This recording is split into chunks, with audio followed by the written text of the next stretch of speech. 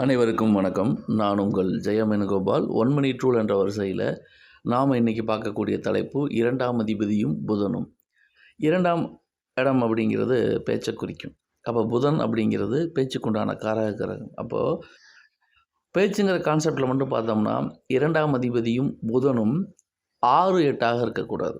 அப்போ 6, 8ஆக இருந்தால் என்ன நடக்கும் அப்படின்னா, அவர் பேசுகிற பேச்சே அவருக்கு பாசிட்டிவையும் கொடுக்கும், நெகட்டிவையும் கொடுக்கும். அதே சமயத்தில் 2ஆம் அதிபதியும் புதனும் கேந்திர திரிகோணங்களில் இருந்தாங்கன்னா, பேசுகிற பேச்சுக்கு நல்ல மதிப்பு மரியாதை, என்ன சொல்கிறாரோ அந்த விஷயம் சரியாக எல்லாத்துக்கும் போய் சேரும். இல்லைன்னா புதனும் 2ஆம் அதிபதியும் 6, 8ஆக இருந்தாங்கன்னா, இவர் பேசுகிற பேச்சே தவறுதலாக அடுத்தவங்கள புரிஞ்சுக்குவாங்க. இவர் நல்ல மோட்டிவில் பேசியிருந்தால் கூட அடுத்தவங்க அதை தவறாக மீன் பண்ணிக்க வாய்ப்பு உண்டு. இவை முழுக்க பொதுவான தகவல்கள். தனிப்பட்ட ஜாதகத்தை பொறுத்து பலன்கள் வேறுபடும். நன்றி, வணக்கம்.